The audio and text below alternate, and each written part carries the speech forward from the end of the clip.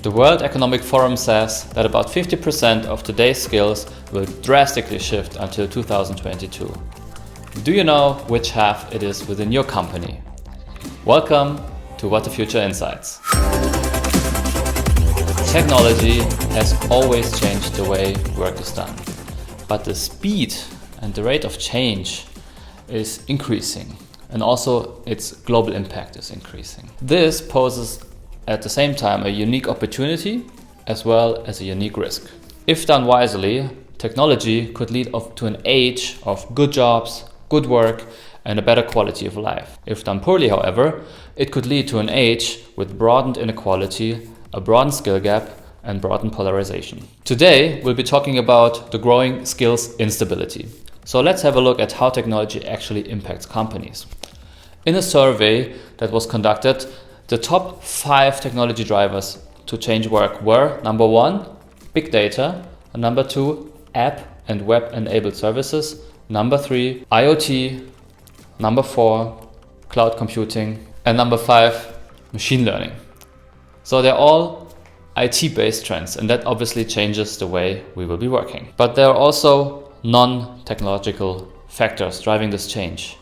For example, the geography of production and value chains are changing, becoming more global. Companies will always be looking across the world where the best skill fit for their future strategy is. Number 2, workforce costs are still an important factor, and especially in today's times where COVID drives companies to rethink their business model, the focus is again put, besides the skills, also on the cost. The pressure is quite high, and labor market policies don't always allow companies to be very flexible there. And number 3, the way people are employed also changes. We're moving from a very static organization towards a more dynamic organization.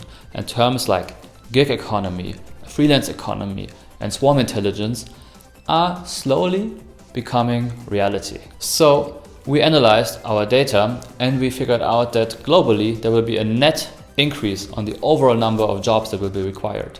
However, if you look into the details, there are 2 very different sides. Number 1, many jobs will be highly reduced due to automation and digitalization, while on the other hand, there are many jobs that will be newly created. In fact, most of these jobs don't even exist now. And these new jobs will result from the large-scale growth of new products and markets, which in return results in new jobs and skills, and they're all created by the adoption of new technologies. So we developed 2 strategies how you could adapt to these external changes. Scenario number 1, total focus on technology. As I mentioned before, most of these new jobs still don't exist today.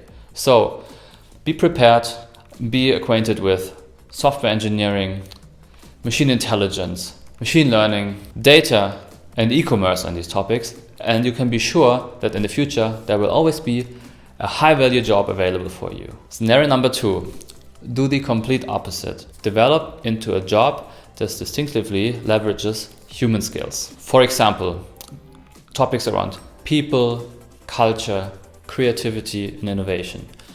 And you can be sure that at least for a very long time, machines won't take away your job, but they will be your good friends to make your everyday work just a bit more productive. Our opinion is that if you don't stick for scenario number 1 or scenario number 2, it would probably mean that you're somewhere stuck in the middle.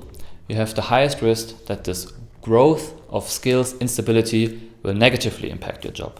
If you're on scenario number 1 or scenario number 2, the chances that you'll actually gain momentum from these current changes are very high. Let's sum it up. New technologies change the way we work, for the better and for the worse. This leads to skill gaps. And since technology is changing faster and faster, skill gaps are developing also faster and faster.